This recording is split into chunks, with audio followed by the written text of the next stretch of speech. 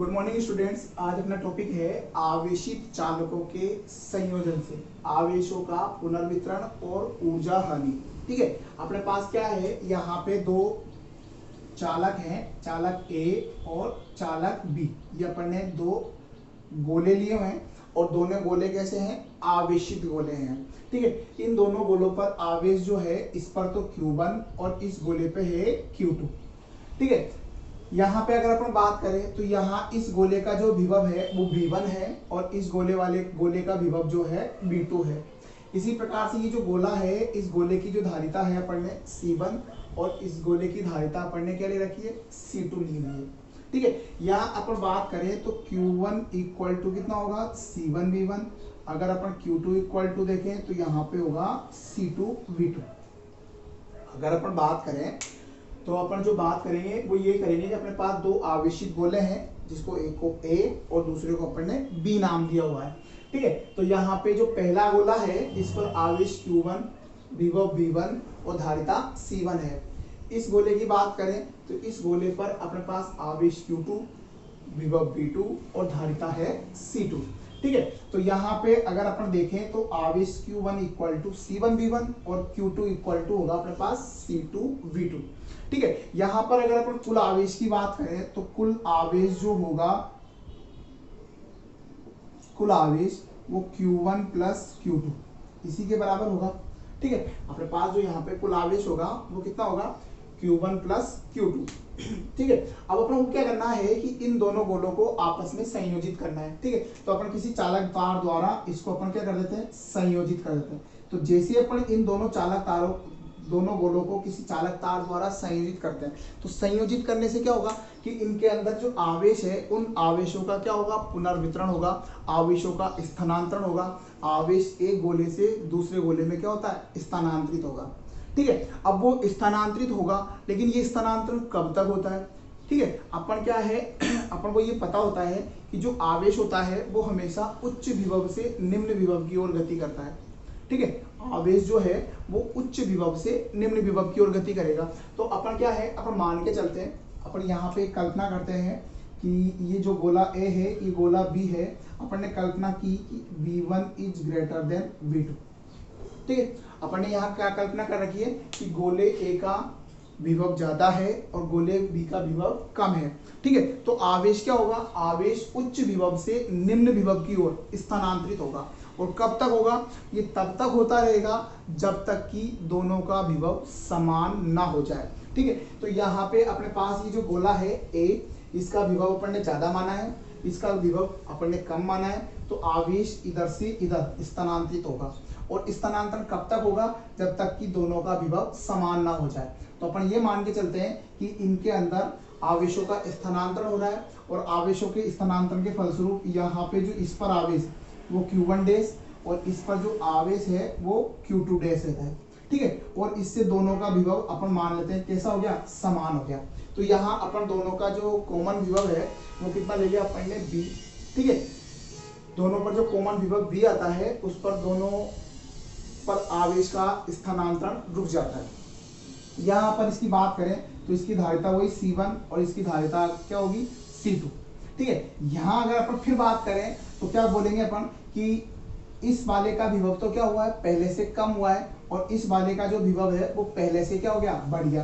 तो अगर अपन बात करेंगे तो बात कैसे करेंगे कि V1 is greater than V1 और B, और ये जो B है वो इससे क्या है, ज्यादा है।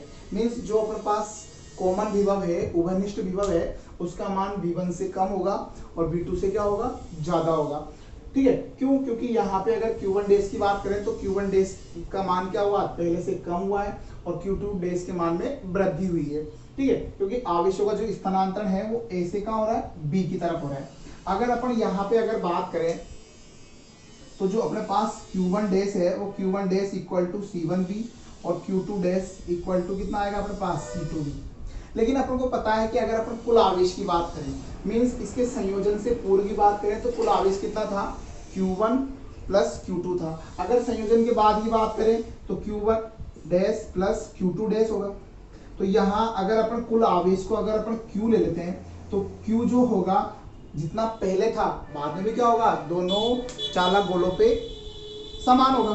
ठीक है, मीन्स दोनों गोलों पर जो कुल आवेश है वही कुल आवेश संयोजन के बाद भी होगा, क्योंकि आवेश क्या होता है, संरक्षित होता है। तो जो आवेश का मान पहले था वही आवेश का मान क्या होता है, बाद में होता है। यहाँ पे भी कुल आवेश Q है और यहाँ पर भी कुल आवेश कितना है, Q।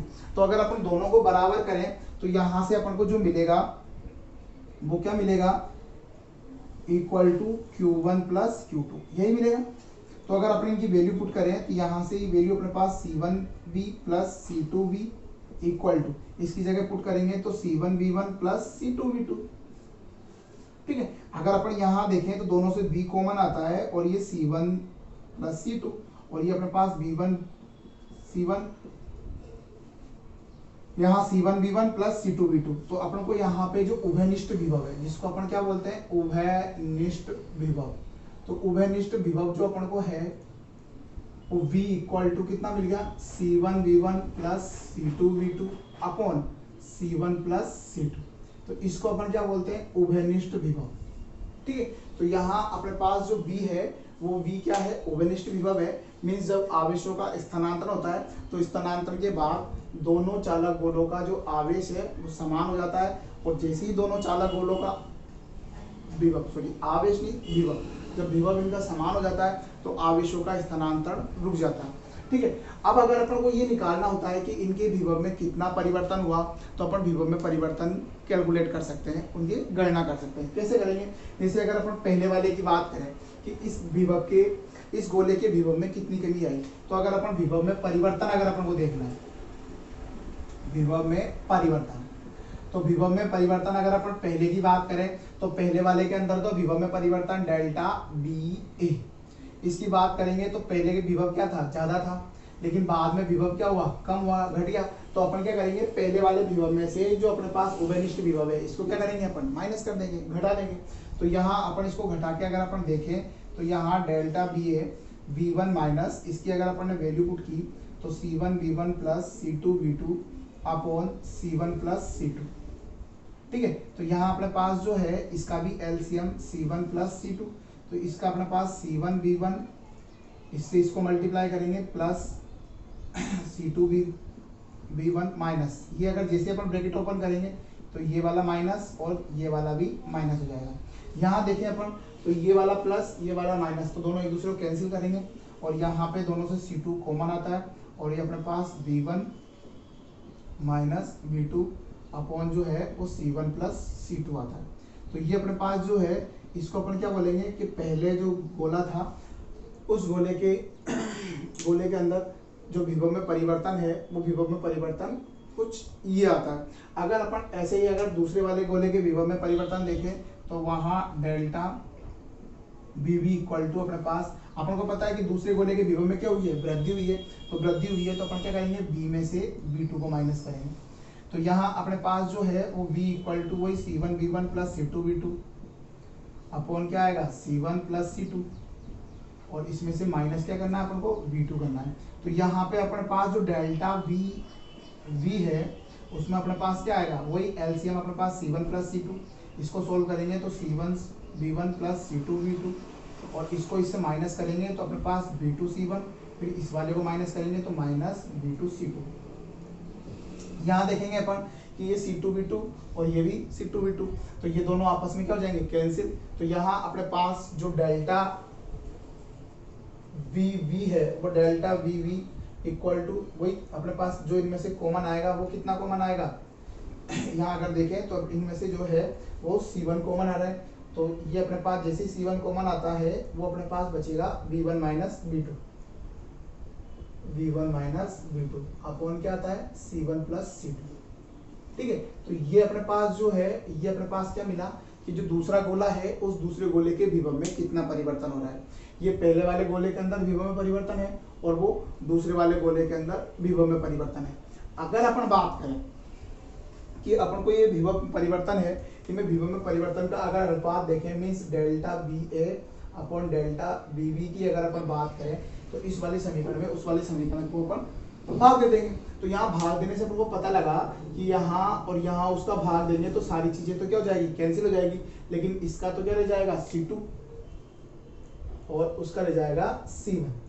तो इनका मीन्स इनका जो रेशो आता है वो रेशो C2/C1 मीन्स इनकी धारिताओं के व्युत्क्रम, धारिताओं का क्या है व्युत्क्रम ही है, ठीक है, क्योंकि ये वाली जो धारिता है वो ये है और इस वाले की जो धारिता है वो C2 है, ठीक है। तो अपने पास इनमें विभव में जो परिवर्तन है उस परिवर्तन का अनुपात कुछ इस प्रकार से अपन को प्राप्त होता है। लेकिन अपन को इसमें जो निकालना था वो क्या निकालना था, पुनर्वितरण भी करना था, ठीक है। अपन ने पुनर्वितरण किया, पुनर्वितरण से अपन ने क्या है उभयनिष्ठ विभव निकाला और इनके विभव में कुछ परिवर्तन होता है, वो कुछ इस प्रकार से होता है। लेकिन अपन को जो इसमें निकालना है वो क्या निकालना है, ऊर्जा हानि, ठीक है। तो अपन को जो है वो नेक्स्ट जो अपन गणना करेंगे, जो कैलकुलेट करेंगे वो करेंगे अपन ऊर्जा हानि की करेंगे। तो यहाँ अपने पास जो ऊर्जा हानि होगी वो ऊर्जा हानि कैसे ज्ञात करेंगे, अपन ऊर्जा हानि ज्ञात करने के लिए अपन को उसको संयोजन से पहले की ऊर्जा निकालेंगे, फिर अपन उसको संयोजन के बाद की कुल ऊर्जा निकालेंगे, ठीक है। तो पहले वाली में से बाद वाली को अपन क्या करेंगे, माइनस कर देंगे। तो अपन को जो मिलेगी वो क्या मिलेगी, ऊर्जा हानि, जो इस प्रकार से है, ठीक है। तो अब अपन ऊर्जा हानि निकालते हैं। ऊर्जा हानि निकालने के लिए इसको अपन को मिटाना भी पड़ेगा थोड़ा सा, तो अपन इसको मिटा देते हैं वैसे,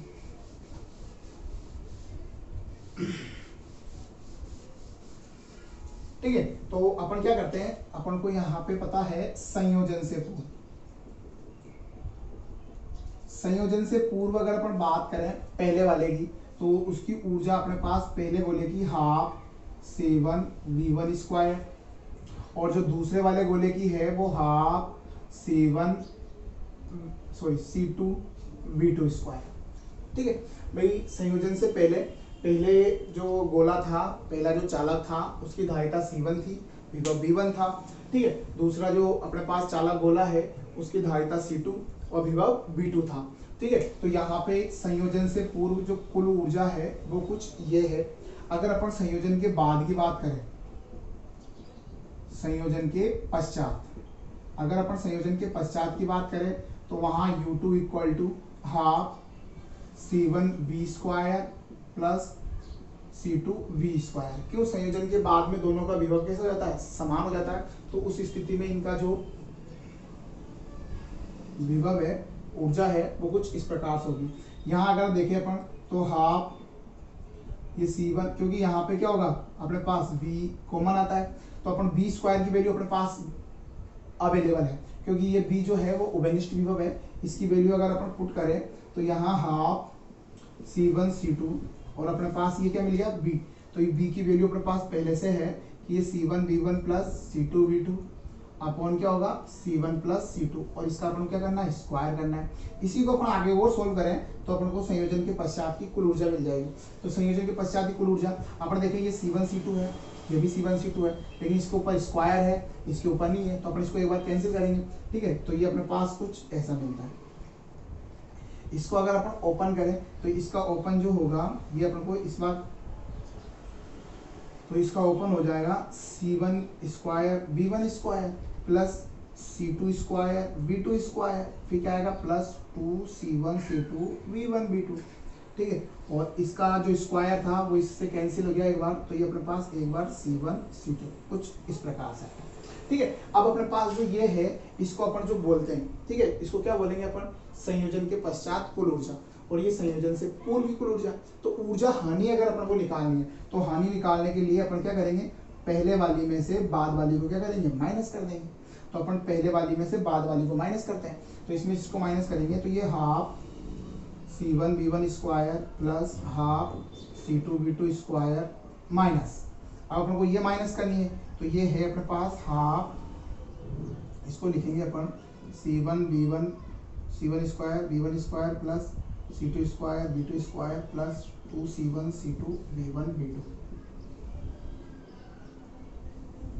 और ये अपने पास C1 प्लस C2, ठीक है। अब इसको अपन आगे और सोल्व करते हैं। तो यहाँ अपन को जो डेल्टा U है इसको अपन आगे और सोल्व करते हैं। तो अपने पास यहाँ जो डेल्टा U है, जो डेल्टा U है कितना मिलेगा अगर अपन यहाँ पे टोटल कॉमन ले लेते हैं, यहाँ पे अपन ने जो टोटल कॉमन है वो 2C1 प्लस C2, ये अपन ने यहाँ पे LCM लिया हुआ है, ठीक है। तो यहाँ जब ये LCM लेंगे तो इसमें डिवाइड बाई 2 है, इस 2 से इसको डिवाइड करेंगे तो C1 प्लस C2, ठीक है। तो अपने पास यहाँ जो जितनी बार जाएगा वो C1 प्लस C2, थोड़ी सी कैलकुलेशन है तो इससे इसको मल्टीप्लाई करेंगे, तो पहले C1 से करेंगे तो ये आ जाएगा अपने पास C1 स्क्वायर और ये V1 स्क्वायर, ठीक है, प्लस, ठीक है, इसको इस वाले से मल्टीप्लाई करेंगे तो अपने पास आएगा C1 C2 V1 स्क्वायर, ठीक है। वैसे इसके साथ होगा, इससे जैसे मल्टीप्लाई करेंगे 2 से तो इससे आएगा अपने पास C1 C2 V2 square plus ये अपने पास आएगा C2 स्क्वायर V2 स्क्वायर। फिर अपन को जैसे ये इससे डिवाइड करेंगे 1 टाइम और इससे जैसे माइनस आएगा तो माइनस से ये अपने पास जो है अपन इसे लिख देते हैं इसको C1 square V1 square plus C2 square V2 square plus 2C1 C2 V1 V2, ठीक है। इसको एक बार अच्छे से लिख देते हैं, यहाँ डेल्टा U है, ठीक है। इसको अगर अपन ब्रैकेट ओपन करेंगे तो ये अपने पास C1 square V1 square plus C1 C2 V1 square plus C1 C2 V2 square plus ये अपने पास C2 square V2 square minus C1 square V1 square minus C2 square V2 square minus 2C1 C2 V1 V2 upon ये अपने पास है 2C1 plus C2। इसको अगर अपन लिखें यहाँ पे देखें अच्छे से देखें तो अपने पास ये वाली और ये वाली स्टेप सेम है, लेकिन इनके जो साइन है वो डिफरेंट है, तो ये एक दूसरे को कैंसिल कर देंगे, तो ये वाली स्टेप और ये वाली स्टेप भी कैंसिल हो जाएगी, ऐसे कैसे ये वाली स्टेप और ये वाली स्टेप भी कैंसिल हो जाएगी। अगर अपन पूरे में देखें इस वाले को इस वाले को और इस वाले को तो यहाँ पे अपन को C1 C2 तो कॉमन है और जो अपने पास बचेगा V1 plus V2 square minus 2V1 V2 upon 2C1 plus C2। तो यहाँ अगर इसको देखें अपन तो ये वाला है जो C1 C2 और ये फॉर्मूला अपने पास V1 माइनस V2 का whole square upon 2C1 C2, ठीक है। तो ये जो फॉर्मूला अपने पास है वो किसका है, ऊर्जा हानि का है, ठीक है। तो इस प्रकार से अपन दो चालकों को आवेशित चालकों को संयोजन के पश्चात जो ऊर्जा हानि है वो ऊर्जा हानि अपन ज्ञात कर सकते हैं। एक छोटी सी कैलकुलेशन है, थोड़ा ये लेंथी पड़ता है, बाकी सिंपल है, ठीक है। यहाँ पे अपन को क्या करना होता है, पहले संयोजन से पूर्व की ऊर्जा फिर संयोजन के बाद की ऊर्जा, अपन को पूर्व की ऊर्जा में से और बाद की ऊर्जा को क्या करना है, माइनस करना है, और ये अपने पास सिंपल मैथमेटिक्स और आया अपना ऊर्जा हानि ज्ञात कर सकते हैं, ठीक है। तो इस प्रकार से अपन ऊर्जा हानि ज्ञात करें।